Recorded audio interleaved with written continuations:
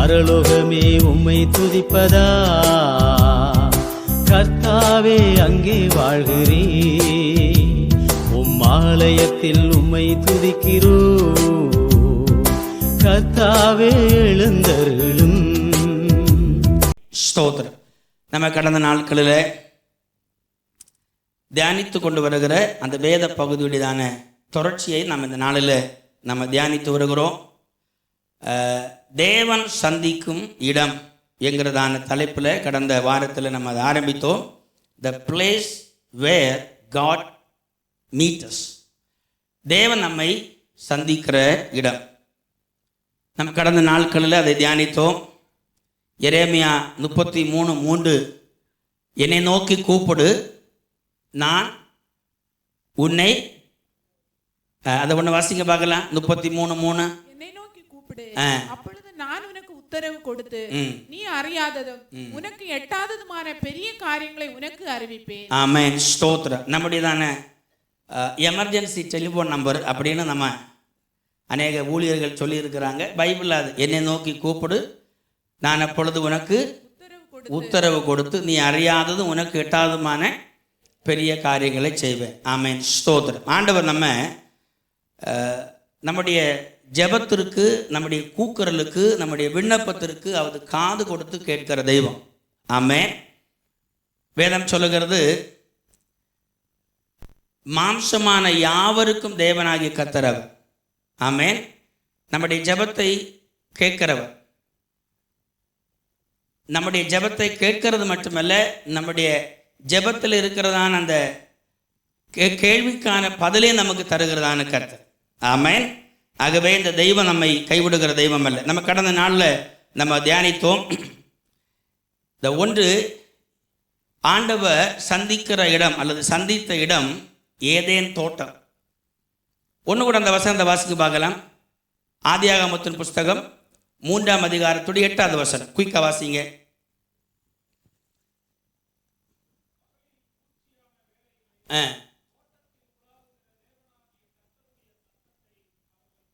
சரி, போதும்.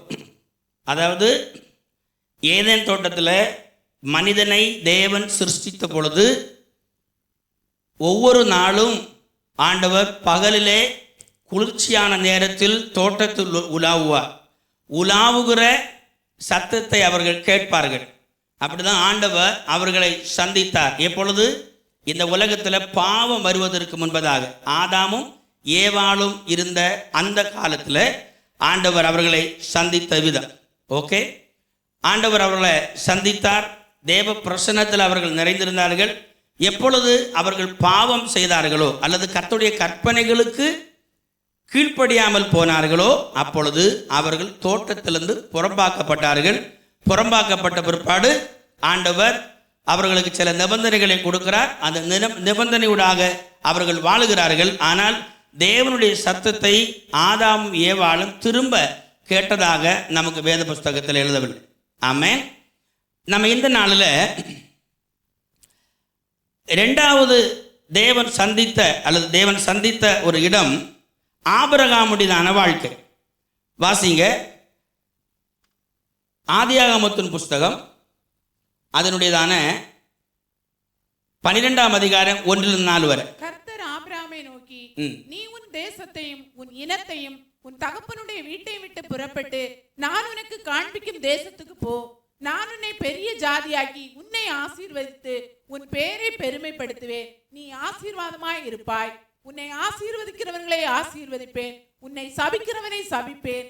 பூமியில் உள்ள வம்சங்கள் எல்லாம் உனக்குள்ள ஆசீர்வதிக்கப்படும் என்றார். ஆமென். சரி, போதும். தம்பி அந்த ஒன்று போடலாமா?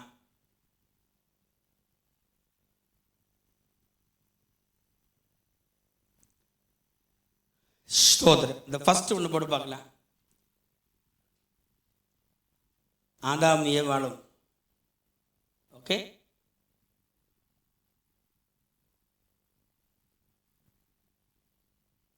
பார்த்தீங்கல்ல? ஃபர்ஸ்ட் என்ன போட்டுருக்கு? ஆமாம், பாருங்க. இதில் ஆதாமும் ஏவாளும் கர்த்தருடையதான சத்தத்தை அவங்க கேட்குறாங்க. ஆண்டவர் எதுக்கு வருகிறான்னா அவர்களோடு உலாவ வருகிறார். ஒரு ஆடிபிளான வாய்ஸ், அதாவது விசிபிளாக அவங்களுக்கு பார்க்க முடியுமா இருந்து தேவனை. இப்போ நமக்கு எப்படின்னு அவங்க எக்ஸ்பிளைன் பண்ணலை, பட் அவங்களுக்கு பார்க்க முடியுமா இருந்து. ஆனால் அது அவர்களுக்கு துண்டிக்கப்பட்டு போனது. ஆமென். ரெண்டாவது, ஆபிரகாம் ஆண்டவரை தேடுறார். அந்த த காலிங் ஆஃப் ஆபிரகாம் போட்டு அந்த பிக்சரை கூட பார்க்கலாம். பார்த்தீங்களா? ஓகே தானே? சரி, பாருங்க. இதில் இனி அந்த வசனத்தை பாருங்க. 12ஆம் அதிகாரம் 1-4 வாசிக்க பார்க்கலாம். கர்த்தர் ஆபிரகாமை நோக்கி, நீ உன் தேசத்தையும் உன் இனத்தையும் உன் தகப்பனுடைய வீட்டையும் விட்டு புறப்பட்டு நான் உனக்கு காண்பிக்கும் தேசத்துக்கு போ. நான் உன்னை பெரிய ஜாதியாக்கி உன்னை ஆசீர்வதித்து உன் பெயரை பெருமைப்படுத்துவேன். நீ ஆசீர்வாதமாய் இருப்பாய். ஆமென். சரி, போதும். அடுத்து எபிரேயர் 11ஆம் அதிகாரம் 8 வாசிங்க பார்க்கலாம். அது எபிரேயர் 11ஆம் அதிகாரம் 8. விசுவாசத்தினாலே ஆபிரகாம் தான் சுதந்திரமாக பெறப்போகிற இடத்திற்கு போகும்படி அழைக்கப்பட்ட போது கீழ்ப்படிந்து தான் போகும் இடம் இன்னதென்று அறியாமல் புறப்பட்டு போனான். விசுவாசத்தினாலே அவன் வாக்குத்தத்தம் பண்ணப்பட்ட தேசத்திலே பரதேசியை போல சஞ்சரித்து அந்த வாக்குத்தத்தத்திற்கு உடன் சுதந்திரராகிய ஈசாக்கோடும் யாக்கோபோடும் கூடாரங்களிலே குடியிருந்தான். சரி, போதும். நீங்க கவனிங்க. அதாவது தேவன் நம்மை சந்திக்கிறதான இடம், அது ஒரு என்கவுண்டர் உண்டாகிற இடம். நல்ல கவனிங்க, ஒரு என்கவுண்டர் உண்டாகிற இடம். இப்போ கிறிஸ்தவர்களாகிய நாம் பரம்பரையாக கிறிஸ்தவர்களாக இருக்கிறதுனால நமக்கு ஒருவேளை இந்த தேவனுடைய அந்த தொடுதலை நம்ம அந்த அளவுக்கு அனுபவித்தவர்களாக இருக்கிறதுக்கு வாய்ப்பு குறைவு. காரணம், நம்ம எப்படியோ ஒரு வகையில் ஆர்சியிலேருந்து சிஎஸ்எஸ், சிஎஸ்எல்லேருந்து பெந்தகோஸ்டல் நிறைய டினாமினேஷனில் இருக்கிறதுனால எல்லாரும் இல்லை, சில ஆட்கள் அவங்களுக்கு அந்த அளவுக்கு அந்த ஆண்டவரோடு உள்ளதான தொடர்பு கொஞ்சம் குறைவு. ஆனால் தேவனோடு தொடர்பு கொண்டு அநேகர் உண்டு. எப்படி? ஸ்கூல் படிக்கிற டைமில், காலேஜ் படிக்கிற டைமில், ஏதாவது ஒரு நம்முடைய நெருக்கத்தின் மத்தியில் ஏதோ ஒரு வகையில் தேவன் நம்மோடு தொடர்பு கொள்ளுகிறார். எக்ஸாமில் ஃபெயில் ஆகும் பொழுது அல்லது ஃபீஸ் கட்ட காசு இல்லைங்கும் பொழுது ஏதோ ஒரு வகையில் நமக்கு அந்த ஒரு என்கவுண்டர் உண்டாகும். அந்த ஒரு ஸ்பார்க்கிங் தான் நம்மை ஆண்டவரோடு அடுத்த லெவலுக்கு கொண்டு போகிறார். ஹல்லேலூயா. ஆனால் நீங்கள் இங்கே இருக்கிற இந்த சகோதரி குமாரி அவங்ககிட்ட கேட்டிங்கன்னா அவங்க டிஃப்ரெண்ட்டாக சொல்லுவாங்க. இந்த ரஜினி சகோதரி கேட்டிங்கன்னா அவங்க டிஃப்ரெண்ட்டாக சொல்லுவாங்க. எனக்கு அவங்களெல்லாம் தெரியும், அதனால் சொல்கிறேன். நம்மளில் அநேகர் ஆண்டவரை சந்தித்த விதம் டிஃப்ரெண்ட். ஏன்னா மற்ற இதர மார்க்கத்தில் இருந்து நாம் ஆண்டவரை தேடி வந்திருக்கு. அதே போல் சகோதரி ஷீலா அவங்க நம்ம வேற ஒரு மார்க்கத்திலேருந்து ஆண்டவரத்தில் வந்திருக்கிறோம் இல்லையா, அது அவங்களுக்கு ரொம்ப புதுமையாக இருக்கும். ஏன்னா அவங்க தேவனோ இதுவரைக்கு முன்ன தெய்வத்தை அவர்கள் அறிந்ததுக்கும் இப்பொழுது தேவனை அவர்கள் வழிபடுகிறதற்கும் ஆராதிப்பதற்கும் வித்தியாசம் இருக்கிறது. அதுதான் ஆண்டவர் நம்மை சந்திப்பதற்கு அல்லது நாம் அவரை சந்திப்பதற்கு ஏதாவது ஒரு முகாந்தரம் உண்டா. ஆண்டவரோடு கொஞ்சம் அதிகமாக நம்ம செயல்படுவதற்கு ஏதாவது ஒரு ட்ராஜடி நம்முடைய வாழ்க்கையில் வரும். அது கர்த்தர் கொண்டு வராரா பிசாசு கொண்டாடுவாரா நான் சொல்ல மாட்டேன். But anyway something will happen. இது ஆண்டவரால் அன்றி என்னால் முடியாது என்கிற ஒரு நிலையில் வரும் பாருங்க. அதுபோல ஒரு சிச்சுவேஷன் தான் இந்த ஆபிரகாமுக்கு வந்தது. அதுதான் ஆண்டவர் அவனை சந்திக்கிறார். அதே ஜெனசிஸ் 26:5 வாசிங்க பார்க்கலாம். நான் உன் சந்ததி வானத்தின் நட்சத்திரங்களைப் போல பெருக பண்ணி உன் சந்ததிக்கு இந்த தேசங்கள் யாவையும் தருவேன். 26:5 வாசிங்க வாசிங்க. உன் சந்ததிக்குள் பூமியில் உள்ள சகல ஜனங்களும் சகல ஜாதிகளும் ஆசீர்வதிக்கப்படும் என்றார். சரி, அடுத்து 21:11 வாசிங்க. 21:17 தேவன் பிள்ளையின் சத்தத்தை கேட்டார். தேவதூதன் வானத்திலிருந்து ஆகாரை கூப்பிட்டு, ஆகாரே உனக்கு என்ன சம்பவித்தது? அது 21 இல்லை 26. சரி, ஓகே. பாருங்க, ஆபிரகாமுடைய அந்த ஒரு என்கவுண்டர் உண்டாகும். இதுல கர்த்தருடையதான அந்த வாய்ஸை ஆபிரகாம் கேட்கிறார். ஆமே. அதே போல அப்போஸ்தலனாகிய பவுல், வாசிக்க பார்க்கலாம். அப்போஸ்தல நடபடிகள் அதனுடையதான 9வது ஃபர்ஸ்ட் அப்போஸ்தல நடபடிகள் 9வது எடுங்க பார்க்கலாம்.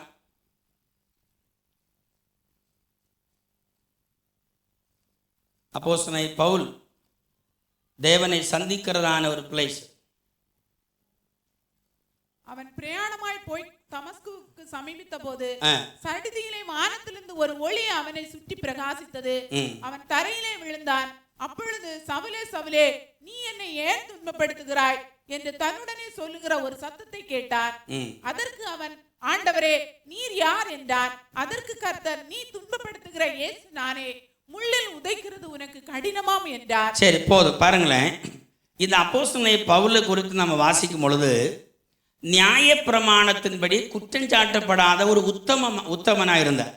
நியாயப்பிரமாணத்தின்படி அவர்களுடையதான மத சடங்காச்சாரத்தின்படி குற்றஞ்சாட்டப்படாத ஒரு நபராக வாழ்ந்து வந்தார்.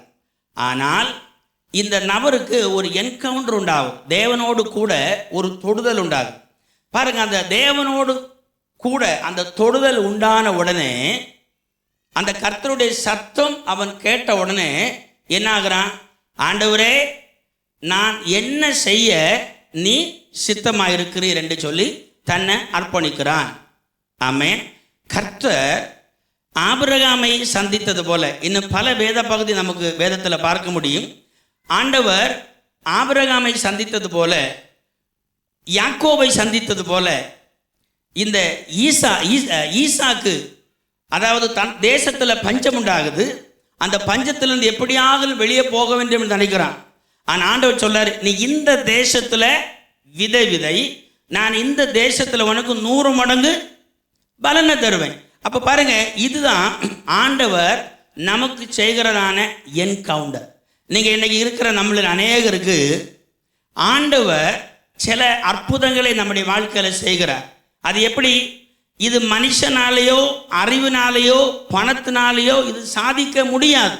அப்படி சாதிக்க முடியாத ஒன்றை ஆண்டவர் தம்முடைய கிருபையினால தேவன் நமக்கு தருகிறார். அதுதான் தேவன் நம்ம சந்திக்கிறதான ஒரு ஜங்ஷன். ஹல்லேலூயா. அப்படிப்பட்டதான என்கவுண்டர், அப்படிப்பட்டதான தொடுதல் நம்முடைய வாழ்க்கையில் வந்தா, அனுபவித்தா, நம்ம ஆண்டவரை விட்டு பின்வாங்கி போகவே முடியாது. ஒன்று கரங்களை தட்டி கர்த்தருக்கு நன்றி செலுத்துவோமா? ஆமென், ஸ்தோத்திரம். அப்போ முதலாவது தேவனுடையதான ஒரு அந்த அல்லது தேவனுடையதான ஒரு பிரசன்ஸ், அல்லது அந்த தேவனை சந்தித்த இடம் ஏதேன் தோட்டத்தில் ரொம்ப மகிழ்ச்சியாக அவர்கள் வாழ்ந்தார்கள். ரெண்டாவது, ஆபிரகாம் தேவனை சந்தித்தான். நீங்கள் அந்த ஆபிரகாம் தேவனை சந்தித்ததோடு மட்டுமல்ல, அந்த ஆபிரகாமுடைய ஜெனரேஷன், ஆபிரகாமுடைய ஜனங்கள் எல்லாமே தேவனை சார்ந்து வாழ்ந்தார்கள். ஒரு கூட்டம் ஜனத்தை ஆபிரகாமுக்கு மூலமாக கர்த்தர் தமக்கென்று ஏற்படுத்தினார். ஹல்லேலூயா. அடுத்து மூன்றாவது, சாக்ரிஃபைஸ். நம்ம வாழ்க்கையில் ஒரு சாக்ரிஃபைஸ் மூலமாக நம் ஆண்டவரோடு கூட நெருங்கி, அல்லது அவருடையதான அந்த பிரசன்ஸை நமக்கு பார்க்க முடியும். ஆமென். முதல்ல அது வாசிக்க பார்க்கலாம். லேவியராகமம் புஸ்தகம் 1ஆம் அதிகாரம் 1-9 வசனத்தை வாசிங்க. லேவியராகமம். கர்த்தர் ஆசரிப்பு கூடாரத்திலிருந்து மோசேயை கூப்பிட்டு அவனை நோக்கி, நீ இஸ்ரவேல் புத்திரரிடத்தில் சொல்ல வேண்டியது என்னவென்றால், உங்களில் ஒருவன் கர்த்தருக்கு பலி செலுத்த வந்தால் மாட்டு மந்தையிலாவது ஆட்டு மந்தையிலாவது ஒரு மிருகத்தை தெரிந்தெடுத்து பலி செலுத்த வேண்டும். அவன் செலுத்துவது மாட்டு மந்தையிலிருந்து எடுக்கப்பட்ட சர்வாங்க தகன பலியானால் அவன் பழுதற்ற ஒரு காளை செலுத்துவானாக.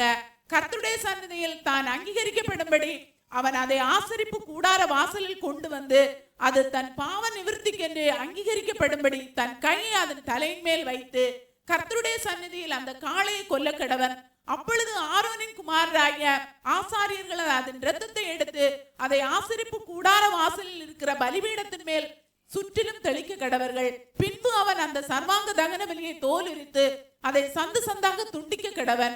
அப்பொழுது ஆசாரியனாகிய ஆரோனின் குமாரர் பலிபீடத்தின் மேல் அக்னியை போட்டு அக்னியின் மேல் கட்டைகளை அடுக்கி அவன் குமாராகிய ஆசாரியர்கள் துண்டங்களையும் தலையையும் கொழுப்பையும் பலிபீடத்தில் உள்ள அக்னியில் இருக்கிற கட்டைகளின் மேல் அடுக்கி வைக்க கடவர்கள். அதன் குடல்களையும் தொடைகளையும் அவன் தண்ணீரினால் கழுவுவானாக. அவைகளை எல்லாம் ஆசாரியன் பலிபீடத்தின் மேல் சர்வாங்க தகன பலியாக தகனிக்க கடவன். இது கர்த்தருக்கு சுகந்த வாசனையான தகன பலி. ஆமென், ஸ்தோத்திரம். இது என்ன சுகந்த, இது என்ன பலி? சரி, ஒன்று. இனி அப்போஸ்தலர் பிலிப்பியர் 3ஆம் அதிகாரம் எடுங்க பார்க்கலாம்.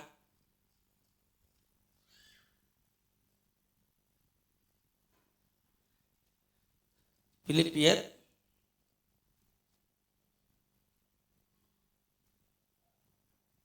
2ஆம் அதிகாரத்தோட 17வது வசனம். பிலிப்பியர் மேலும் உங்கள் விசுவாசமாகிய பலியின் மேலும் ஊழியத்தின் மேலும் நான் வார்க்கப்பட்டு போனாலும் நான் மகிழ்ந்து உங்கள் அனைவரோடும் கூட சந்தோஷப்படுவேன். ஆமென். சரி, இனி அதே பிலிப்பியர் 4ஆம் அதிகாரத்துடையதான 18வது வசனம். 18-19 வாசிங்க. எல்லாம் எனக்கு கிடைத்தது, பரிபூர்ணமும் உண்டாயிருக்கிறது. உங்களால் அனுப்பப்பட்டவைகளை சுகந்த வாசனையும் தேவனுக்கு பிரியமான உகந்த பலியுமாக எப்பாப்பிராத்தீத்துவின் கையில் வர பற்றி கொண்டபடியால் நான் திருப்தி அடைந்திருக்கிறேன். என் தேவன் தம்முடைய ஐஸ்வர்யத்தின்படி உங்கள் குறைவுகளை எல்லாம் கிறிஸ்து இயேசுவுக்குள் மகிமையிலே நிறைவாக்குவார். ஆமென், ஸ்தோத்திரம். இனி ஒன்று கவனிங்க பாருங்க. பலி பழைய ஏற்பாட்டில் நமக்கு எல்லாமே பழைய ஏற்பாட்டில் தான் அது புதிய ஏற்பாட்டு வருது. பலி அப்படின்னா இப்போ நம்ம இதில் பார்த்தோமே, லேவியர் ஆகமத்தில் பார்த்தோம். பலி செலுத்தணும்னா ஒரு மிருகத்தை ஆசாரிய இடத்துல கொண்டு வரணும். அவங்க கொடுத்துருக்கிற அந்த ரூல்ஸ் அண்ட் ரெகுலேஷன் படி அந்த பலி மிருகத்தை அவங்க அந்த இடத்துல கொன்று அதாவது தகனம் செய்ய வேண்டும். அதுக்கு ப்ராசஸிங் அதை கொடுத்துருக்குறாங்க. எல்லாரும் ஒன்று கவனிங்க பார்க்கலாம். ஆமாம், ரொம்ப இம்பார்ட்டண்டான ஒரு காரியம் பாருங்கள். நமக்கு நான் திரும்பி வருகிறேன். தேவன் சந்திக்கிற இடம் அல்லது நாம் தேவனுடைய சந்திக்கிற இடம் ஒரு ஒரு ஒரு ஸ்பார்க்கி நம்மளை உண்டாகாவிட்டால் அதனால் நமக்கு அடுத்த லெவலுக்கு போக முடியாது. நீங்கள் முதல்ல நம்ம பார்த்தோமே, ஏதேன் தோட்டத்தில் அது காலங்களுக்கு முன்னதாக நடந்தாலும் நூற்றாண்டுகளுக்கு முன்பதாக நடந்தாலும் தேவனுடைய பிரசன்ஸை அவர்கள் அனுபவித்தார்கள். ஆமென். நம்ம எல்லாம் ஆதாமுக்கு சந்ததிகள். நம்ம யாரு? நம்ம எல்லாம் ஆதாமுக்கு சந்ததிகள். நீங்கள் பாருங்களேன், நம்மிடத்துல ஏன் நன்மை இருக்குது, ஏன் திண்மை இருக்குது? எல்லாரும் கவனிங்களேன். நம்மிடத்துல நன்மை இருக்குது, திண்மை இல்லையா? இருக்குதா இல்லையா? நம்ம எல்லாரும் திண்மை செய்யலை. இப்போ இயேசு கிறிஸ்துவ அறிந்தவர்களாக இருக்கட்டும் அறியாதவங்களாக இருக்கட்டும் மனுக்குலம் எல்லாருமே தீமை செய்யலை. அல்லது நன்மை அதிகம் செய்கிறாங்க, தீமை கொஞ்சம் செய்கிறாங்க. எல்லாருக்கும் புரியுதா? அப்போ இது ஆண்டவர் ஆதாம சிருஷ்டித்த பொழுது இந்த மனசாட்சி அந்த மனுஷனுக்குள்ள இருந்தது. அதனால தான் ரோமரில் நம்ம வாசிக்கிறோம், குற்றமுண்டு குற்றம் இல்லை என்று அவர்கள் தீர்மானிக்கிறார்கள். அப்போ என் சுவிசேஷத்தின்படி அந்தரங்கங்களை நியாய்ந்திருக்கிற ஒரு நாள் உண்டு. அப்போ இந்த உலகத்தில் ஆதாமுடைய மக்களாய் பிறந்திருக்கிறதான எல்லாரும் சரியும் அவங்களுக்கு தெரியும், தவறும் அவங்களுக்கு தெரியும் இல்லையா? அப்போ ஆண்டவர் மனுஷனை சிருஷ்டிக்கும் பொழுது இதெல்லாம் வைத்து தான் அவர் உண்டாக்கி இருக்கிறார். ஆனால் பிரச்சனை எங்கே வந்துன்னா, அவர்கள் டிஸ்ஒபீடியன்ட் ஆன பொழுது தேவ பிரசனத்தை இழந்து போனார்கள். தேவனோடு உறவாடுகிற அந்த உறவாடுதல் போனது. ஆனால் எக்ஸ்பீரியன்ஸ் உண்டு, அந்த ஆத்மாவில் அந்த அனுபவம் உண்டு. அந்த அனுபவம் தான் அடுத்து காயின் ஆபேலுக்கு கொடுக்கப்பட்டது. ஆகவே தான் காயினும் ஆபேலும் தேவனுக்கு பலி செலுத்த போனாங்க. நமக்கு எழுதப்பட்டிருக்கிறது ஒரு இன்சிடென்ட், ஆனால் அவர்கள் தொடர்ச்சியாக அது செய்வார்கள். ஆனால் ஒரு இன்சிடென்ட் தான் ஆபேலுடையதான பலியை ஆண்டவர் அங்கீகரித்தார். அதனால காயினுக்கு கோபம் வந்துச்சு. அப்போ நேச்சராகவே நமக்கு அந்த ப்ரெசன்ஸ் நமக்கு தேவை. ஆமென். அப்போ இந்த சாக்ரிஃபைஸ் பாருங்க, சாக்ரிஃபைஸ். இந்த சாக்ரிஃபைஸில் பாருங்க, ஒரு ஃபார் எக்ஸாம்பிள் ஒரு விலங்கு, அதாவது ஒரு பலியிடப்படுகிறதான ஒரு விலங்கை நம்ம கொண்டு வருகிறோம். அதை ஆசாரியனுக்கு முன்பதாக கொண்டு வந்து அதை எப்படி பலியிடப்பட வேண்டுமோ அப்படி நம்ம பலியிடுவதற்காக நம்ம கொண்டு வருகிறோம். குற்ற நிவாரண பலிக்காக ஒரு காளையையோ ஒரு ஆடையை நம்ம கொண்டு வருகிறோம். அது என்ன, அந்த காளையை அல்லது அந்த ஆடை கொன்று ஃபஸ்ட் என்னணும், கொன்றுடணும். அப்போ கொன்றாச்சுன்னா என்ன அர்த்தம்? என்ன அர்த்தம்? இனி அதுக்கு ஜீவன் இல்லை, அப்படி தானே? இனி நம்ம கயரில் கட்ட வேண்டாம், அது ஓடாது, ஒன்றுமே செய்யாது, அது இறந்து போயாச்சு, செத்து போயாச்சு, அதுக்கு ஜீவன் எடுத்து மாற்றப்பட்டாச்சு. அதுக்கு அப்புறம் அது என்ன ஆகுதுன்னா, எத்தனை பேருக்கு தூக்கம் வருது? ஒன்று கரங்களை தட்டுங்க பார்க்கலாம். ஆமென். நல்ல கரங்களை தட்டுங்க பார்க்கலாம். சந்தோஷம் பொங்குதே, சந்தோஷம் பொங்குதே, சந்தோஷம் என்னில் பொங்குதே. ஹalleluya. இயேசு என்னை ரட்சித்தார், முற்றும் என்னை மாற்றினார், சந்தோஷம் என்னில் பொங்குதே, சந்தோஷம் பொங்குதே, சந்தோஷம் பொங்குதே, சந்தோஷம் என்னில் பொங்குதே. கரங்களை தட்டி பாடுவோம். இயேசு என்னை ரட்சித்தார், முற்றும் என்னை மாற்றினார், சந்தோஷம் என்னில் பொங்குதே. சத்திரு சோதித்திட தேவா உத்தரவுடன் வருவார், சத்திரு சோதித்திட தேவா உத்தரவுடன் வருவார். ஆனால் இயேசு கைவிடா, தானாய் வந்து ரட்சிப்பார், ஆனால் இயேசு கைவிடா, தானால் வந்து ரட்சிப்பார். இந்த நல்ல இயேசு எந்தன் சொந்தமானாரே, இந்த நல்ல இயேசு எந்தன் சொந்தமானாரே. சந்தோஷம் பொங்குதே, சந்தோஷம் பொங்குதே, சந்தோஷம் என்னில் பொங்குதே. ஹalleluya. இயேசு என்னை ரட்சித்தார், முற்றும் என்னை மாற்றினார், சந்தோஷம் என்னில் பொங்குதே. எல்லாரும் கரங்களை தட்டி கர்த்தருக்கு மகிமை செலுத்துவோமா? ஆமென். ஹalleluya. சரி, நம்ம ஒரு பலிமிருகத்தை பலியிட கொண்டு வரும் பொழுது அதை கொன்று விடுகிறார்கள். அதோட என்ன ஆச்சுன்னா டோட்டலாக அது கொலை செய்யப்பட்டது. இல்லைன்னா அதுக்கு இன்னும் ஜீவன் இல்லை, அதனால் ஒன்று ஆக்ஷன் போட முடியாது. ஒரு வசனத்தை வாசிங்க பார்க்கலாம். மார்க் எழுதின சுவிசேஷம் 12ஆம் அதிகாரத்தோட 29 வாசிங்க குயிக்கா. மத்தேயு எழுதின சுவிசேஷம்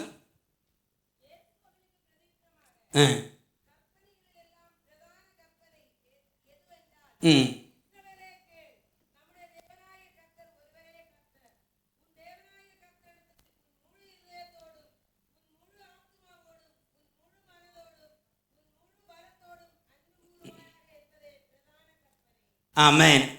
நீங்கள் அதை கரெக்டாக ஒன்று வாசிங்க பார்க்கலாம், ஒன்று கூட படிங்க பார்க்கலாம். என்னது? உன் தேவனாகிய கர்த்தரிடத்தில் முழு. நான் கேட்குறேன், நமக்கெல்லாம் எத்தனை இருதயம் இருக்குது? ஒன்று தானே இருக்குது. அப்போ முழு இருதயத்தோடு நம்ம கர்த்தரை நம்பினா இனி ஒரு இருதயம் உண்டா? இல்லை. அடுத்து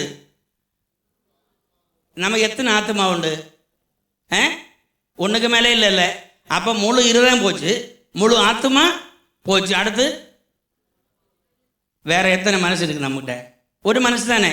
அப்போ முழு மனசு அதுவும் போச்சு. அடுத்து பலம். அடுத்து பலம்னா நம்ம சரீரத்தில் இருக்கு இல்லையா?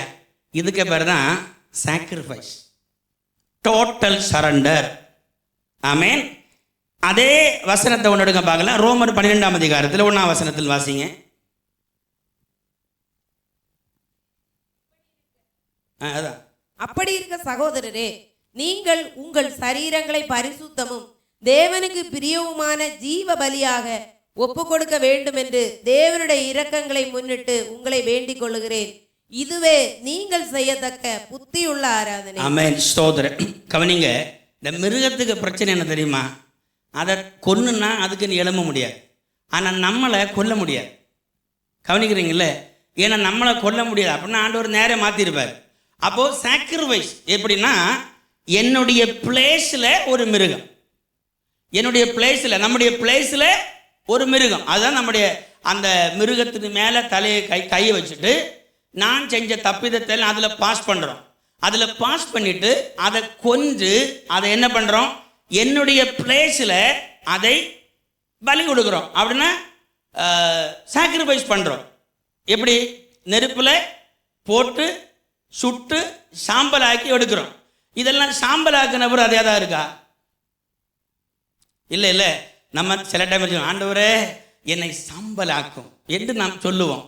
திருப்பி வந்தாச்சுன்னா வேகாத விறகா இருக்கு, அப்படி தானே? சாம்பலாக்கும் ஆண்டவரேன்னு கொடுத்துருவோம். ஆனால் வெளியே வந்து பார்த்தா நமக்கு இந்த என்ன சொல்றது, நெருப்பு பற்றுக்காது, இந்த முடி கூட கருகி இருக்காது, அந்த அளவுக்கு நம்ம ஸ்ட்ராங்காக இருப்போம். அப்போ என்ன அர்த்தம்? 100% மாமிசீகமாக இருப்போம், பேச்சில், பிஹேவியரில், எல்லாத்துலேயும்.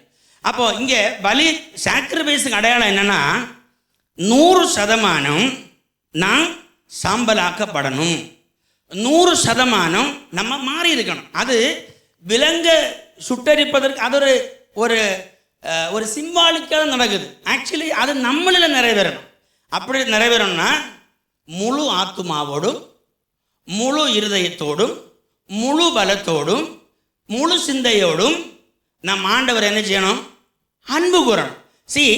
100% நம்ம அங்கே ஆயிட்டா வேற நம்மகிட்ட வேற இல்லை. அப்போ அங்கே தான் சாக்ரிஃபைஸ் உண்டாகிறது, அங்கே தான் தேவன் சந்திக்கிறதான இடம். அதனால தான் அப்போஸ்தலனாகிய பவுல் பிலிப்பியருக்கு எழுதும்போது சொல்லுகிறார். இனி அந்த வசனத்தை வாசிங்க பார்க்கலாம். பிலிப்பியர் 2ஆம் அதிகாரத்துடைய 14ஆம் வசனம் நினைக்கிறேன், வாசிங்க. உங்கள் விசுவாசமாகிய பலியின் மேலும் ஊழியத்தின் மேலும் நான் வார்க்கப்பட்டு போனாலும் நான் மகிழ்ந்து உங்கள் அனைவரோடும் கூட சந்தோஷப்படுவேன். பாருங்க, இது என்னன்னா விசுவாசமாகிய பலி அப்படின்றது இயேசு கிறிஸ்துவுக்கென்று தன்னை முழுவதுமாக அர்ப்பணிக்கப்பட்ட ஒரு சுபாவம். எத்தனை என்ன கவனிக்கிறீங்க?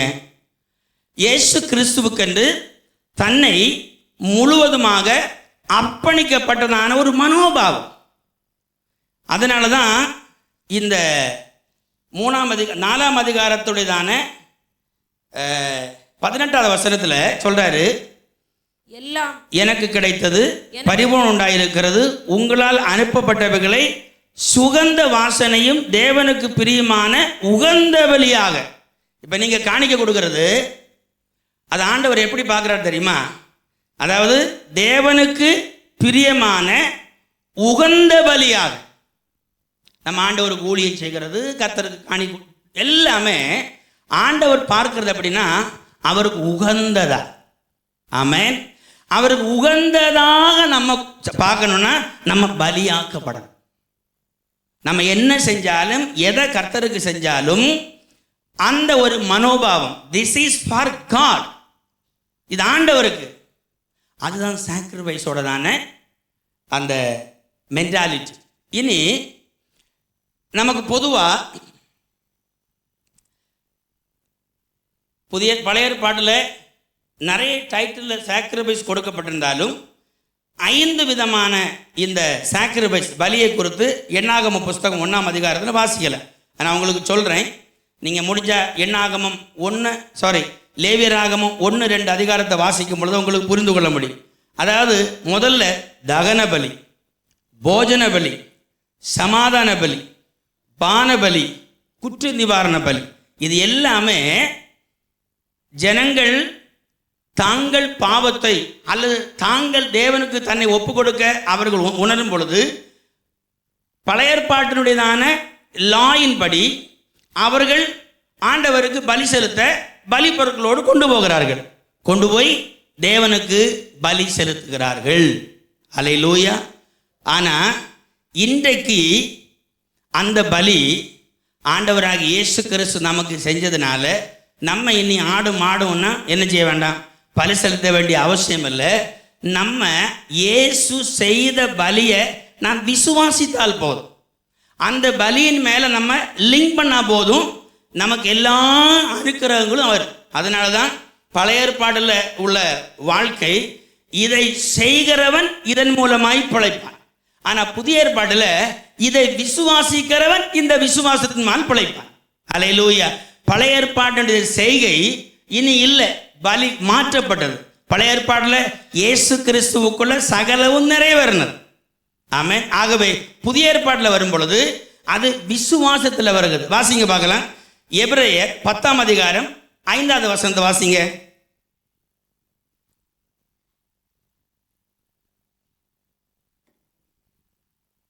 ஆகையால் அவர் உலகத்தில் பிரவேசிக்கும் போது பலியையும் காணிக்கையும் நீர் விரும்பவில்லை, ஒரு சரீரத்தை எனக்கு ஆயத்தம் பண்ணினார்.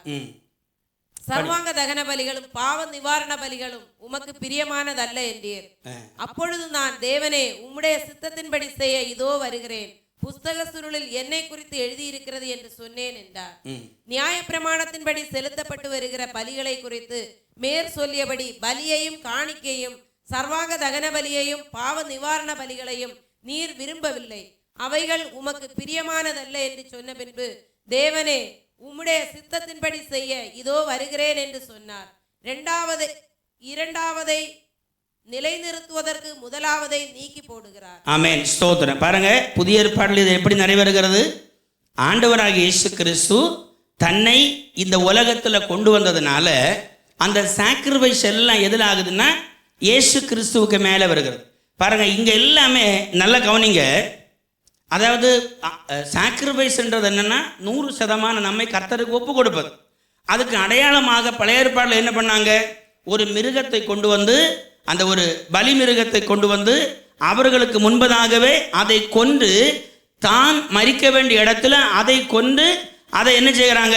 பலி செலுத்துகிறாங்க. அப்படி தெய்வத்துக்கு தன்னை பிரசாபப்படுத்தி கொண்டார்கள். ஆனால் புதிய ஏற்பாட்டில் அப்படி செய்ய முடியாது. காரணம், ஆண்டவராகிய இயேசு கிறிஸ்து அதை செஞ்சு முடிச்சதுனால நாம் என்ன செய்யணும்னா, இயேசுவை முழு இருதயத்தோடு விசுவாசிக்கணும்.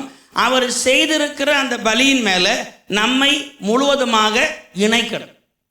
ஹல்லேலூயா, ஹல்லேலூயா. உன்னை கரங்களை தட்டி கர்த்தருக்கு நன்றி செலுத்துவோமா? ஆமென். இனி ரோமர் 13ஆம் அதிகாரம் 8, 9, 10 வாசிங்க பார்க்கலாம். ரோமர் 13ஆம் அதிகாரம் 8, 9. ஒருவரிடத்தில் ஒருவர் அன்பு கூறுகிற கடனே அல்லாமல் மற்றொன்றிலும் ஒருவனுக்கும் கடன்படாதிருங்கள். பிறனிடத்தில் அன்பு கூறுகிறவன் நியாய பிரமாணத்தை நிறைவேற்றுகிறான். எப்படி என்றால், விபசாரம் செய்யாதிருப்பாயாக, கொலை செய்யாதிருப்பாயாக, களவு செய்யாதிருப்பாயாக, பொய் சாட்சி சொல்லாதிருப்பாயாக, இச்சியாதிருப்பாயாக என்கிற இந்த கற்பனைகளும் வேற எந்த கற்பனையும் உன்னிடத்தில் நீ அன்பு கூறுகிறதை போல பிறனிடத்திலும் அன்பு கூறுவாயாக என்கிற ஒரே வார்த்தையிலே தொகையாய் அடங்கி இருக்கிறது. அன்பானது பிறனுக்கு பொல்லாங்கு செய்யாது, ஆதலால் அன்பு நியாய பிரமாணத்தின் நிறைவேறுதலாய் இருக்கிறது. ஆமென், ஸ்தோத்திரம். இப்போ அதாவது கற்பனைகளில் பிரதான கற்பனையை குறித்து நம்ம மார்க்கில் வாசித்தோம். அவர் ஒரு நியாயசாஸ்திரி வந்து கேட்குறார். ஆண்டவர் சொல்கிறாரு, கற்பனைகளை குறித்து பழைய ஏற்பாட்டில் சொன்ன அதே பிரமாணத்தின்படி சொல்கிறாரு. அதற்கு பிற்பாடு அதுக்கு அடுத்து என்னதுன்னு கேட்கும் பொழுது, உன்னிடத்தில் அன்பு கூறுகிறது போல பிறனிடத்திலும் அன்பு கூறுவாயாக. பாருங்க, இதில் இந்த நியாய பிரமாணம் எல்லாம் உள்ளடங்கி இருக்கிறது. நம்ம சாக்ரிஃபைஸ்ன்றது என்னன்னா, it is not only believe in the sacrifice, ஆனால் மற்றவங்களுக்கு மேலே அன்பு செலுத்தும் இதில் அடங்கும். ஆமென். மற்றவங்க நம்மளை இழிவாய் பேசினால், அவதூறாக பார்த்தால், நமக்கு மற்றவங்க நஷ்டப்படுத்தினா, இதெல்லாம் சகித்து கொள்கிறதும் சாக்ரிஃபைஸில் அடங்கும். ஆமென். பழைய ஏற்பாட்டில் நமக்கு பிரச்சனை இல்லை, நிறைய சாக்ரிஃபைஸ் இருக்குது, ஒன்றை செலுத்திட்டு போயிடலாம். ஆனால் இப்போ அப்படி கிடையாது. இப்போ ஆண்டவர் இயேசு கிறிஸ்து எல்லாம் செய்து முடித்ததுனால, நீ என்ன விசுவாசித்தால், என்ன சிநேகித்தால் என்னுடைய கற்பனைகளுக்கு கீழ். அப்போ ரியல் சாக்ரிஃபைஸ் என்ன தெரியுமா? ரியல் சாக்ரிஃபைஸ் இயேசுவிடத்தில் அன்பு கூறுகிறது போல சக மனிதர்களிடத்தில் நம்ம அன்பு கூறணும். அந்த அன்பு கூறுகிறது சாக்ரிஃபைஸுக்கு அடையாளமாய் மாறுகிறது. நீங்கள் யோசிச்சு பாருங்க, சில ஆட்கள்கிட்ட நம்ம பேச முடியுமா? நம்ம பேசுறதுக்கு முன்னே அவங்க யுத்தத்துக்கு வராங்க இல்லையா? நீங்கள் ஒரு வேர்டு சொல்கிறதுக்கு முன்னே 10 வேர்டு உங்களை குறித்து சொல்லிடுவாங்களே. அது எங்கேயும் பேசுங்க, நீங்கள் யோசிச்சு பாருங்களேன். நம்ம மனசில் நினச்சிருக்கவே மாட்டோம், ஆனால் அவங்க அப்படியே படம் எடுத்து காட்டுவாங்க. அவங்களெல்லாம் எப்படி நேசிக்க முடியும்? நம்ம நினச்சி கூட பார்க்காத காரியத்தை நீங்கள் செஞ்சு முடிச்சதாகவே சொல்லுவாங்களே, எப்படி நேசிக்க முடியும்? நீங்கள் தேவன் உங்களை சந்திக்கணுமா, நீங்கள் தேவனை சந்திக்கணுமா, நாம் அதை செஞ்சு தான் ஆகணும். ஹல்லேலூயா. அதுதான் கல்வாரி சிலுவையில் ஆண்டவர் நமக்கு காண்பித்து கொடுத்தார். அவரை தூஷித்தவர்கள், அவரை சிலுவையில் அறைந்தவர்கள், அவரை கார துப்புனவர்கள், அவர்களெல்லாம் பார்த்து ஆண்டவர் சொல்றாரு, பிதாவை இவர்களுக்கு மன்னியும், இவர்கள் செய்வது இன்னதென்று அறியாதிருக்கிறார்கள். அப்போ லேவியர் ஆகமத்தில் சொல்லப்பட்டதான அந்த பலிகள் எல்லாம் இயேசு கிறிஸ்துவுக்குள்ள நிறைவேறணுங்கிறது உண்மைதான். அது நமக்கும் நிறைவேறுகிறது. ஆனால் அதை அபியாசப்படுத்தணுமே. எப்படி? ரோமர் 12ஆம் அதிகாரத்தில் 1 நம்ம வாசிக்கிறது போலையும், ஆண்டவரை உண்மையாக அன்பு செலுத்துகிறது போலவும், அதோடு மட்டுமல்ல, நீ பிறனிடத்தில் எப்படி அன்பு செலுத்துகிறாயோ அதை பிராக்டிக்கலில் கொண்டு வரும்தான் இந்த சாக்ரிஃபைஸ் ஃபுல்ஃபில் ஆகும். ஆமென். அப்படி நாம் செய்தால் மட்டுமே தேவன் நம்மை சந்திக்க முடியும், அவருக்கு நம்மிடத்திலே போக முடியும். ஹல்லேலூயா. நீங்கள் என்ன யோசிச்சு பாருங்களேன். இந்த ஃபஸ்ட்டு ஏதேன் தோட்டத்தில் அவங்களுக்கு ப்ரெசன்ஸ் இல்லாமல் போச்சு. அவங்களா காரியங்களை தேடிட்டாங்க. ஆபிரகாம் ஆண்டவர் அழைத்தது எப்படி அழைத்தார்? பைபிளில், அதாவது சரித்திரத்தில் ஆபிரகாம் குறித்து சொல்லப்பட்டிருக்கிறது. அவன் ஒரு விக்கிரகத்தை வழிபட்டு இருந்தவனாம். ஆண்டவர் அழைத்த பொழுது சத்தத்தை கேட்டு வந்தார். எபிரேயர்காரன் சொல்லுகிறான், அவன் பரதேசியாக வாழ்ந்தானாமா. ஒன்றுமே தனக்குன்னு வைக்கல. But God blessed him. விசுவாசத்தில் வாழ்ந்தான். அந்த விசுவாசத்தில் வாழ்ந்தான்ங்கிறது அடையாளம் ஜெனசிஸ் 29:9 வாசிங்க பார்க்கலாம். சாரி, 22:9 வாசிங்க பார்க்கலாம். தேவன் அவனுக்கு சொல்லி இருந்த இடத்துக்கு வந்தார்கள். அங்கே ஆபிரகாம் ஒரு பலிபீடத்தை உண்டாக்கி கட்டைகளை அடுக்கி தன் குமாரனாகிய ஈசாக்கை கட்டி அந்த பலிபீடத்தில் அடுக்கிய கட்டளைகளின் மேல் அவனை கிடத்தினான். பின்பு ஆபிரகாம் தன் குமாரனை வெட்டும்படிக்கு தன் கையை நீட்டி கத்தியை எடுத்தான். அப்பொழுது கர்த்தருடைய தூதனானவர் வானத்திலிருந்து ஆபிரகாமே ஆபிரகாமே என்று கூப்பிட்டார். அவன் இதோ அடியேன் என்றான். அப்பொழுது அவர், பிள்ளையாண்டான் மேல் உன் கையை போடாதே, அவனுக்கு ஒன்றும் செய்யாதே. நீ அவனை உன் புத்திரன் என்றும் உன் ஏகசுதன் என்றும் பாராமல் எனக்காக ஒப்பு கொடுத்தபடியினால் நீ தேவனுக்கு பயப்படுகிறவன் என்று இப்பொழுது அறிந்திருக்கிறேன் என்றார். சரி, இப்போ எப்படி அவர் ப்ரூவ் பண்ணுறாரு? நம்ம முதல்ல வேணா சொல்லலாம், கர்த்தருடைய சத்தத்தை கேட்டு எங்கேயோ ஓடி போயிட்டாருன்னு.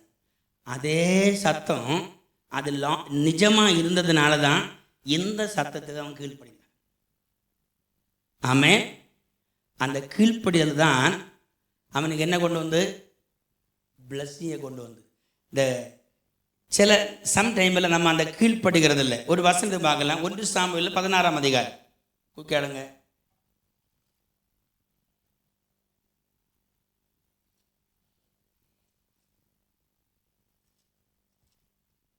சவுல் ஆண்டவர் சொல்லுவார் தெரியுமா? அதை எடுத்து வாசிங்க. 22ஆவது அதிகாரம் 15:22 வாசிங்க. அதற்கு சாமுவேல், கர்த்தருடைய சத்தத்திற்கு கீழ்ப்படுகிறதை பார்க்கலும் சர்வாங்க தகனங்களும் பலிகளும் கர்த்தருக்கு பிரியமாய் இருக்குமோ? பலியை பார்க்கலும் கீழ்ப்படிதலும் ஆட்டுக்கடாக்களின் நிணத்தை பார்க்கலும் செவி கொடுத்தலும் உத்தமம். போதும், அது போதும். அதாவது கர்த்தருடைய சத்தத்துக்கு கீழ்ப்படுகிறதை பார்க்கலும் சர்வாங்க தகனங்களும் பலிகளும் கர்த்தருக்கு பிரியமாயிருக்குமோ? பலியை பார்க்கலும் கீழ்ப்படுதலும் ஆட்டுக்கடாக்கள் நிலத்தை பார்க்கலும் செய்து கொடுத்தலும் உத்தமம். இந்த ப்ராப்ளம் என்னன்னா, ஏதோ ஆண்டவருக்கு கேஎஃப்சி சாப்பிடணும்னு ஆசையாக இருக்கிறதுனால ஒன்று ஆண்டவர் சொல்லலை, அல்லது ஆண்டவருக்கு மட்டன் கறி சாப்பிட்றதுக்கு ஒன்றும் சொல்லலை. தட் இஸ் ஒபீடியன்ஸ், அவ்வளோதான். ஆனால் இங்கே என்ன சொல்லுதுன்னா, இது அல்ல என்னுடைய இம்பார்ட்டன்ட், கீழ்ப்படிதல். ஆபிரகாம் சத்தத்துக்கு முதல்ல கீழ்ப்படிந்தது சரிதான். ஆனால் ரெண்டாவது கீழ்ப்படியணும்னா சீக்கிரமாக எல்லாருக்கும் முடியாது இல்லையா? அப்போ அந்த சாக்ரிஃபைஸ் மென்டாலிட்டி தனக்குள்ள இருந்ததுனால தான் த ஃபர்ஸ்ட் காட் என்கிறதுல அந்த மனோபாவம் அவருக்கு இருந்ததுனால தான் இந்த செகண்ட் வாய்ஸுக்கு கீழ்ப்படிந்த முடியும். ஹல்லேலூயா. அதுதான் நம்ம பார்த்தோமே, முழு ஆத்துமாவோடும் முழு மனதோடும் நாம் தெய்வத்தை சிநேகிக்க நாம் வாழ்க்கையில் நம்மை ஒப்பு கொடுத்தால் இது கண்டிப்பாக சாத்தியமாகும். ஹல்லேலூயா. நமக்கு அந்த ஆண்டவரை உண்மையாய் நேசிக்கிற அல்லது ஆண்டவருடைய சமூகத்தில் உண்மையாய் ஒப்பு கொடுக்கிற அந்த மனோபாவம் நமக்கு இல்லைன்னா அது சாத்தியம் இல்லை. அது ஆண்டவர் முதல்ல சொல்றார். என்ன நீங்கள் பின்பற்றணும் அப்படின்னு நினைச்சிங்கன்னா தன்னைத்தான் வெறுத்து தன் சிலுவை எடுத்துக்கொண்டு என்னை பின்பற்றணும். அவரை பின்பற்றுகிறதுக்கு ஆண்டவருடைய கற்பனைகளுக்கு நம்ம கீழ்ப்படிய வேண்டிய அவசியம்தான், அதில் மாற்றம் இல்லை. ஒருவேளை நம்ம அந்த கற்பனைகளுக்கு விலகி வாழும் பொழுது ஆண்டவர் நம்மளை சிக்ஷித்து அவருடைய பாதையில் நம்ம கொண்டு வருகிறார். பட் அதுதான் சத்தியம். ஆண்டவருக்கு செகண்ட் சான்ஸ் இல்லைங்க, செகண்ட் ஆப்ஷன் கொடுக்கறது இல்லை. நான் அவருக்கு பாதையில் வந்தாகணும். நமக்காக ரூட்டு மாற்றுற ஆண்டவர் இல்லை. ஆமென். நமக்காக அவருடைய பிளானை மாற்றுகிறவர் அல்ல. நாம் அவருடைய பிளானுக்குள்ள வரணும். நமக்காக அவர் வசனத்தை மாற்ற மாட்டார், நாம் அவருடைய வசனத்துக்குள்ள வரணும். அல்லேலூயா. சில நேரங்களில் நமக்கு அது கடினமாக இருக்கலாம். சாக்ரிஃபைஸ்ங்கிறது சாதாரண ஒரு வார்த்தை அல்ல, தியாகம். நீங்கள் யோசிச்சு பாருங்களேன், குடும்பங்களில், வேலை ஸ்தலங்களில், ஆத்மீகத்தில் நாம் ஒரு நீண்ட காலம் சாக்ரிஃபைஸோட வாழ்ந்தால் மட்டுமே அதில் சில காரியங்களை பார்க்க முடியும். அது குடும்பத்தில் இருக்கட்டும், வேலை பிளேஸில் இருக்கட்டும். எடுத்த கவுத்தோன தீர்மானங்கள் எடுத்தால் அந்த தீர்மானம் எங்கே போய் நிற்க போகுது? அப்போ சாக்ரிஃபைஸ் மென்டாலிட்டி நம்முடைய வாழ்க்கையில் வேணும். அப்படி நாம் இருப்போமானால் நாம் கர்த்தரை சந்திக்க முடியும், அவர் நம்மை சந்திப்பார். ஹல்லேலூயா. ஒன்று கரங்களை தட்டி கர்த்தருக்கு நன்றி செலுத்துவோமா? ஆமென், ஸ்தோத்திரம். ஃபோர்த் ஒன்று ஆசரிப்பு கூடாரம், அதை ஒன்று போடுது.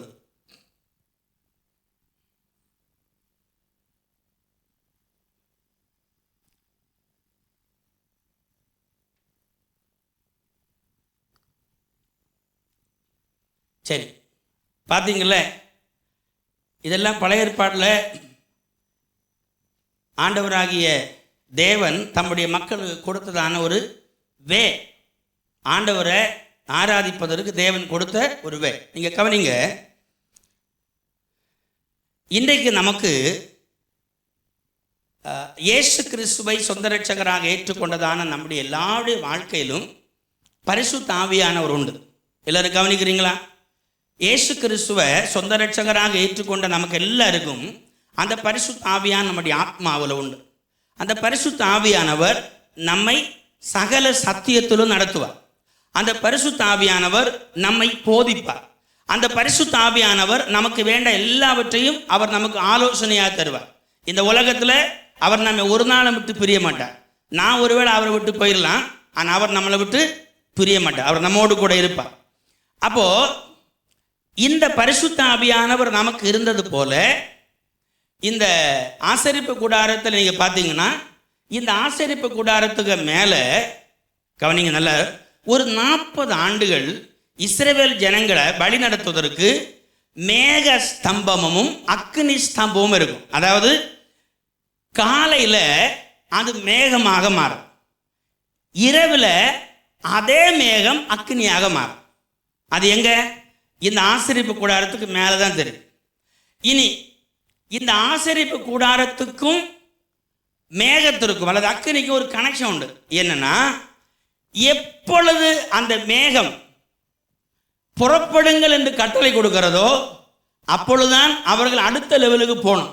அதுவும் அது ஆசரிப்பு கூடாரம் தான் மெயினாக போகும். ஆசாரியர்கள் முன்பதாக போவார்கள். அவர்கள் போய் கவனிங்க, எங்கு பாளையம் இறங்குறார்களோ, எங்கு ஸ்டாப் பண்ணுறாங்களோ அங்கே நின்றுவாங்க. அது 3 மாதம் அல்லது 6 மாதம் அல்லது சில வருடங்களாக இருந்தாலும் அங்கே தான் நிற்கணும். அப்போ இந்த ஆசரிப்பு கூடாரத்துக்கு அந்த ஜனங்களோட ஒரு பயங்கரமான க்ளோஸ் ரிலேஷன் உண்டாயிருந்தது. ஹல்லேலூயா. நம்ம தியானிக்கிறது தேவன் சந்திக்கிற இடம் அல்லது நாம் தேவனை சந்திக்கிறதான இடம். பழைய ஏற்பாட்டில் நம்ம பார்த்தோம், ஏதேன் தோட்டத்தில் ஆண்டவர் மனுஷனோட உணவினார். நமக்கு தெரிஞ்ச ஆதாம் ஏவாளை மட்டும்தான்.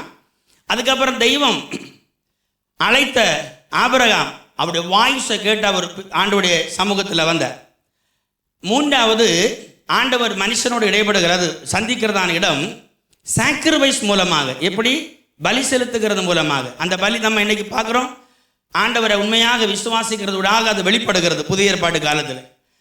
4வது ஆசரிப்பு கூடாரம். ஆசரிப்பு கூடாரம் பழைய ஏற்பாட்டுடையதான அந்த சிஸ்டத்தில்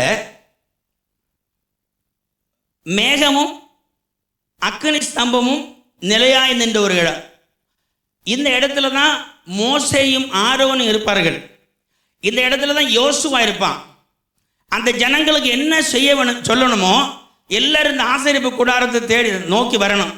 ஆசரிப்பு கூடாரத்தில் கொடுக்கப்படுகிற இன்ஸ்ட்ரக்ஷன் படி தான் அவர்கள் போக வேண்டும். அவர்கள் தவறு செய்தால் அவங்களை சிக்ஷிக்கணும்னாலும் ஆசரிப்பு கூடாரத்தில் ஆண்டவர் பேசுகிறதன் படி தான் அந்த ஜனங்கள் வழிநடத்தப்பட வேண்டும். ஆமென். சரி, இனி வாசிங்க பார்க்கலாம். யோவான் எழுதின சுவிசேஷம் 2ஆம் அதிகாரம் 19வது வசனம். யோவான் 2ஆம் அதிகாரம் 19வது வசனம். இயேசு அவர்களுக்கு பிரதியுத்தரமாக, இந்த ஆலயத்தை இடித்து போடுங்கள், 3 நாளைக்குள்ளே இதை எழுப்புவேன் என்றார். அப்பொழுது யூதர்கள், இந்த ஆலயத்தை கட்ட 46 வருஷம் சென்றதே, நீர் இதை 3 நாளைக்குள்ளே எழுப்புவீரோ என்றார்கள். அவரோ தம்முடைய சரீரமாகிய ஆலயத்தை குறித்து பேசினார். அவர் இப்படி சொன்னதை அவர் மரித்தோரில் இருந்து எழுந்த பின்பு அவருடைய சீஷர்களின் நினைவு கூர்ந்து வேத வாக்கியத்தையும் இயேசு சொன்ன வசனத்தையும் விசுவாசித்தார்கள். சரி, இனி 1 கொரிந்தியர் 3ஆம் அதிகாரம் அதனுடைய 16வது வசனம் வாசிங்க பார்க்கலாம். நீங்கள் தேவனுடைய ஆலயமாய் இருக்கிறீர்கள் என்றும் தேவனுடைய ஆவி உங்களில் வாசமாய் இருக்கிறார் என்றும் அறியாது இருக்கிறீர்களா? ஒருவன் தேவனுடைய ஆலயத்தை கெடுத்தால் அவனை தேவன் கெடுப்பார். தேவனுடைய ஆலயம் பரிசுத்தமாய் இருக்கிறது, நீங்களே அந்த ஆலயம். ஆமென். ஸ்தோத்திரம். இனி எபிரேயர் 9ஆம் அதிகாரம் 1 வாசிங்க பார்க்கலாம். எபிரேயர். அன்றியும் முதலாம் உடன்படிக்கையானது ஆராதனைக்கேற்ற முறைமைகளும் பூமிக்குரிய பரிசுத்த ஸ்தலம் உடையதாய் இருந்தது. எப்படி எனில் ஒரு கூடாரம் உண்டாக்கப்பட்டிருந்தது, அதன் முந்தின பாகத்தில் குத்து விளக்கும் மேஜையும் தேவ சமூக தப்பங்களும் இருந்தன. அது பரிசுத்த ஸ்தலம் எனப்படும். 2ஆம் திரைக்குள்ளே மகா பரிசுத்த ஸ்தலம் எனப்பட்ட கூடாரம் இருந்தது. அதிலே பொன்னார் செய்த தூபகலசமும் முழுவதும் பொற்றகடு பொதிந்திருக்கப்பட்ட உடன்படிக்கை பெட்டியும் இருந்தன. அந்த பெட்டியிலே மன்னா வைக்கப்பட்ட பொற்பாத்திரமும் ஆரோனுடைய தளிர்த்த கோலும் உடன்படிக்கையின் கற்பலகைகளும் இருந்தன. அதற்கு மேலே மகிமையுள்ள கேருபீன்கள் வைக்கப்பட்டு கிருபாசனத்தை நிழலிட்டிருந்தன. இவைகளை குறித்து விவரமாய் பேச இப்பொழுது சமயமில்லை. சரி, போதும். இப்போ அவருக்கும் இல்லை நமக்கும் இல்லை, கவனிச்சிடுங்க. ஓகே. ஆக்சுவலி இந்த ஆசரிப்பு கூடாரம் ரொம்ப மகிமையான ஒரு பிளேஸ். இதில் பக்கத்தில் வேற யாருக்கும் வர முடியாது. எல்லாரும் கவனிங்க. ஆசாரியர்கள் தவிர வேற யாருக்கும் இதுக்கு பக்கத்தில் வர முடியாது. ஓகே. ஆண்டவர் தெரிந்து கொண்ட 12 கோத்திரம். அந்த 12 கோத்திரத்தில் ஒரு கோத்திரம் லேவி கோத்திரம். அந்த லேவி கோத்திரத்தை நீங்க பாருங்க. அதை போடு தம்பி. இந்த ஆசரிப்பு கூடாரத்துக்கு வேலை செய்வதற்காக மட்டும் யோசிச்சு பாருங்களேன். எல்லாரும் கவனிங்க. இந்த ஆசரிப்பு கூடாரத்துக்கு வேலை செய்வதற்காக மட்டும் 12ல் 1 மாற்றி எடுத்திருக்கிறாங்க. நீங்க யோசிச்சு பாருங்க. இவங்கெல்லாம் சோம்பேறிகள் தானே இருப்பாங்க. இதில் அங்கே என்ன வேலை நடக்க போகுது நம்ம கேட்போமா? 11 பேர் வயலில் வேலை செய்யணும். அவங்க நாட்டு நடணும், வெள்ளம் கோரணும், விவசாயம் பண்ணணும், மாடு வளர்த்தணும், ஆடு வளர்த்தணும், இதெல்லாம் செய்யணும். എന്നിട്ട് அதுலேருந்து 10ல் 1 கொண்டு இவங்க லேவிட்ட கொடுக்கணும், லேவி கோத்திரத்திட்ட கொடுக்கணும். லேவி கோத்திரத்தில் ஒருத்தன் அவன் என்ன பண்ணணும், அதில் 10 செலக்ட் பண்ணி ஆரோனு கொடுக்கணும். ஆரோன் யார் தெரியுமா? இங்கே வருகிற பலி பொருளுக்கெல்லாம் அவனுக்கு தான். எல்லாம் பாவ நிவாரண பலி, அந்த பலி, இந்த பலி எல்லாம் அவருக்கு தான். கோடீஸ்வரனாக இருந்தாங்க அவங்க. ஓகே. இவங்கள்ட்ட இருந்த காசு போல வேற யார்ட்டும் கிடையாது அந்த காலத்தில். ஓகே. நீங்கள் கால்குலேட் பண்ணி பாருங்க பார்க்கலாம். இவங்க ரிச்சாக இருந்தாங்க. ஏன் தெரியுமா? ஆண்டவர் சொன்னார், உனக்கு இந்த உலகத்தில் சுதந்திரம் இல்லை, நானே சுதந்திரம். நான் சொல்ல எப்பொழுதுமே தேவன் சுதந்திரமாக இருந்தா யூ ஆர் ரிச். மணி இல்லை, அவர் உங்க கூட இருப்பார். ஹல்லேலூயா. உலகத்தில் இருக்கிற மனுஷன் பல கோடிகளை ஒன்று சாதிக்க முடியாத கர்த்தர் இருந்து நீங்க சாதிப்பீங்க. ஹல்லேலூயா. அப்ப பாருங்க, இந்த ஒரு கூட்டத்தை ஆண்டவர் செலக்ட் பண்றாரு. இப்போ இவங்க ஆண்டவருக்கு வேலையை செய்யணும், கர்த்தருடையதான ஊழியத்தை செய்யணுமா இருந்துச்சு. இப்போ இது இன்றைக்கு என்ன தெரியுமா? வாசிக்க பார்க்கலாம். மத்தேயு எழுதின சுவிசேஷம் 28ஆம் அதிகாரம் அதனுடைய 18வது வசனம் வாசிங்க. இயேசு சமீபத்தில் வந்து அவர்களை நோக்கி, வானத்திலும் பூமியிலும் சகல அதிகாரமும் எனக்கு கொடுக்கப்பட்டிருக்கிறது. ஆகையால் நீங்கள் புறப்பட்டு போய் சகல ஜாதிகளையும் சீஷராக்கி பிதா குமாரன் பரிசுத்தாவியின் நாமத்திலே அவர்களுக்கு ஞான ஸ்நானம் கொடுத்து நான் உங்களுக்கு கட்டளையிட்ட யாவையும் அவர்கள் கைக்கொள்ளும்படி அவர்களுக்கு உபதேசம் பண்ணுங்கள். இதோ உலகத்தின் முடிவு பரியந்தம் சகல நாட்களிலும் நான் உங்களுடனே கூட இருக்கிறேன் என்றார். சரி, போதும். இனி எபேசியர் 4ஆம் அதிகாரம் வாசிங்க பார்க்கலாம். 4ஆம் அதிகாரம் 4வது வசனம் வாசிங்க. உங்களுக்கு உண்டான அழைப்பினாலே நீங்கள் ஒரே நம்பிக்கைக்கு அழைக்கப்பட்டது போல ஒரே சரீரமும் ஒரே ஆவியும் உண்டு. ஒரே கர்த்தரும் ஒரே விசுவாசமும் ஒரே ஞான ஸ்நானமும் எல்லாருக்கும் ஒரே தேவனும் பிதாவும் உண்டு.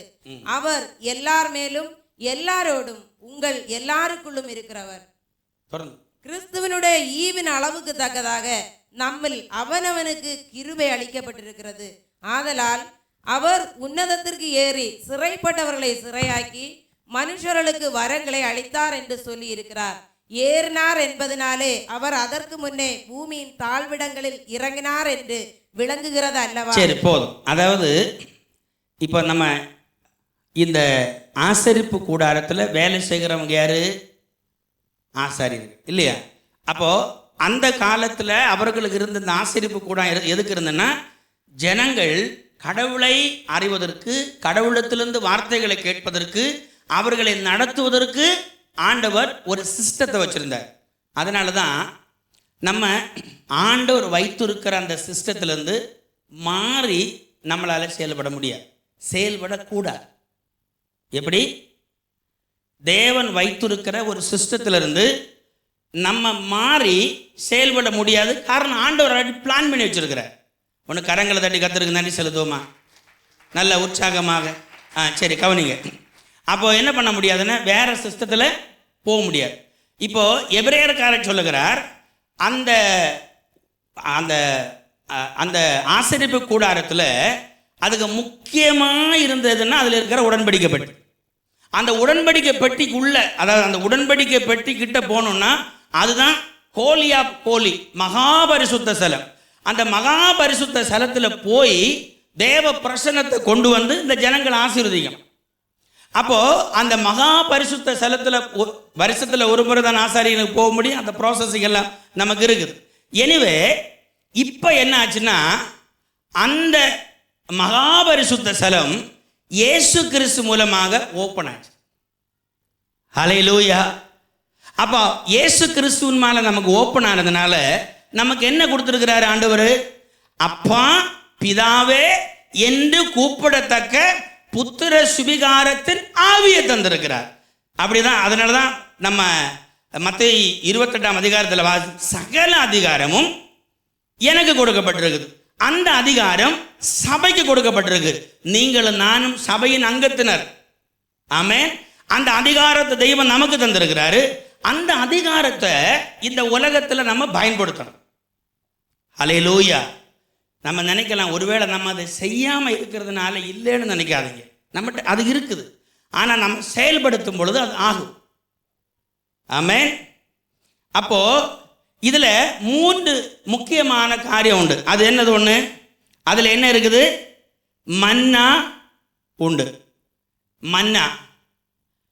அடுத்து என்னது இருக்கு? ஆரோனுடைய துளிர்த்த கோல். இனி ஒன்று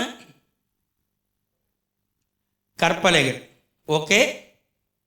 அதாவது நியாயப்பிரமாணம் எழுதியிருக்கிற வார்த்தைகள், இது செய்யணும் இது செய்யக்கூடாது அப்படின்னு. அது இன்றைக்கு நமக்கு புதிய ஏற்பாட்டில் இருக்கிற உபதேசங்கள், அப்போஸ்தலர் உபதேசங்கள். ஞானஸ்நானம் எடுக்கணும், பிரித்தெடுக்கப்பட்ட வாழ்க்கை வாழணும், பரிசுத்தமாக இருக்கணும். அதுதான் நமக்கு பிரமாணம், கிறிஸ்துவின் பிரமாணம். மன்னா, அதுவும் கர்த்தருடைய வசனம் தான். நம்மை போஷிப்பதற்கு ஆவிக்குரிய பௌதிகமான எல்லா நன்மைகளையும் அந்த மன்னா, சகல வாக்கு தத்தங்களும் அங்கே அடங்கி இருக்கிறது. ஆரோனுடையதான துளிர்ந்த கோல், நம்ம ஒரு 2 வீக்ஸ் பிஃபோர் நம்ம பார்த்தோமே, 12 கோலை கொண்டு வைத்தார்கள். ஆனால் ஆரோனுடைய கோல் துளிர்த்தது. காரணம் என்னன்னா, அவனுக்கு தான் அத்தாரிட்டி கொடுக்கப்பட்டது. ஆமென். அப்ப நமக்கு என்ன இந்த ஆசரிப்பு கூடாரத்தில் நமக்கு கர்த்தர் தருகிறார்? ஒன்று, பிரமாணங்கள், அப்போஸ்தலர் உபதேசங்கள். ஆமென். ரெண்டாவது என்னதுன்னா மன்னா, த ப்ராமிஸ். இஸ்ரவேல் ஜனங்கள் வழிநடத்தி வரும்பொழுது காலையில் மன்னா அவர்களுக்கு கிடைச்சு இல்லையா, அவர்கள் தவறு செஞ்ச பொழுது அவங்க மன்னா கிடைச்சிது. ஏன்னா ஆண்டவர் அதை வித்ரா பண்ணலை, செத்த போயிருப்பாங்க. ஆண்டவர் நமக்கு என்ன செய்கிறார் தெரியுமா? தம்முடைய ப்ராமிஸை நிறைவேற்றுகிறார். மூணாவது கோல், அத்தாரிட்டி. ஆமென். நீங்கள் எனக்கு ஆசாரிய ஜனம், நீங்களுடைய பரிசுத்த ஜனம், நீங்களுடைய பிள்ளைகள் என்று சொல்லி தெய்வம் நம்மை தமக்காக வைத்திருக்கிறார். ஹல்லேலூயா. அன்பான தேவ ஜனமே, தேவன் நம்மை சந்திக்கிற இடம், இதை நம்முடைய வாழ்க்கையில் நம்ம புரிந்து கொண்டார். ஆமென். எந்த இடத்துல இருந்து அப்பா பிதாவை என்று கூப்பிடத்தக்க புத்திர சிவகாரத்தின் ஆவியை தந்திருக்கிறார் இல்லையா, நீங்கள் எந்த இடத்துல இருந்து நீங்கள் கூப்பிடலாம். எல்லாமே இயேசு கிறிஸ்துவுக்குள்ள நிறைவேறுகிறது. பழைய ஏற்பாட்டில் இருக்கிறது எல்லாமே இயேசு கிறிஸ்துவுக்குள்ள நிறைவேறுகிறது. ஆமென். ஒன்று கூட நம்ம அதை பார்ப்போம். ஒன்று, ஏதேன் தோட்டத்தில் அவர்கள் கர்த்தருடைய சத்தத்தை கேட்டார்கள், அங்கு தேவன் அவர்களை சந்தித்தார். வாய்ஸ் ஆஃப் காட், கர்த்தருடைய சத்தத்தை அவங்க கேட்டாங்க. அதாவது ஆபிரகாம் கர்த்தருடைய சத்தத்தை கேட்டு புறப்பட்டான். ஆண்டவர் அவனை பெரிய ஜாதியாக்கினார். இன்றும் அடியப்படுகிற ஒரு ஜாதியாக, ஜனங்களாக அவர்கள் மாற்றப்பட்டார்கள். மூன்றாவது சாக்ரிஃபைஸ், பலியின் மூலமாக தேவனோடு கூட உறவாடுவது. நம்ம அதை பார்த்தோம். லேவியராகமம் 1ஆம் அதிகாரத்தில் 5 விதமான பலி, அதை உறுதிப்படுத்துகிறார் அப்போஸ்தலனாகிய பவுல் பிலிப்பியருக்கு சொல்றாரு. சுகந்த பலியாக, விசுவாச பலியாக பயன்படுத்த சொல்லுகிறார். அதே ஆபிரகாமுடைய வாழ்க்கையில் தன் மகனை பலி செலுத்துவதன் மூலமாக அந்த உண்மையான சாக்ரிஃபைஸ் அந்த இடத்துல நம்ம பார்க்கிறோம். ரோமர் 12ஆம் அதிகாரத்திலையும் சொல்லப்பட்டிருக்கிறது. அது உண்மையான சாக்ரிஃபைஸ். நம்மை முழுவதுமாக அர்ப்பணிக்கும் பொழுது அது நம்முடைய வாழ்க்கையில் வெளிப்படுகிறது. ஆமென். நான்காவதாக ஆசரிப்பு கூடாரம். அந்த ஆசரிப்பு கூடாரம் எபிரேயர் 9ஆம் அதிகாரத்தில் சொல்லப்பட்டிருக்கிறது. ஆண்டவராகிய இயேசு கிறிஸ்து இந்த உலகத்தில் பிரதான ஆசாரியனாய் வந்து தன்னை பலியாக ஒப்பு கொடுத்து மனுக்குலத்திற்கு நித்திய மீட்பை உண்டு பண்ணினார். ஆமென்.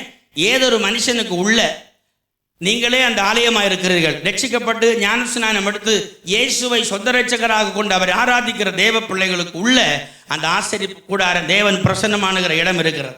ஹல்லேலூயா, ஹல்லேலூயா. எப்பொழுதும் அவரை பார்க்கத்தக்கதாக, எப்பொழுதும் அவரிடத்தில் ஜெபிக்கத்தக்கதாக, எப்பொழுதும் அவருக்கு ஸ்தோத்திரம் செலுத்தத்தக்கதாக ஒரு அத்தாரிட்டியை நமக்கு தந்திருக்கிறார். ஹல்லேலூயா. எல்லாரும் எழுப்பி நிற்போமா?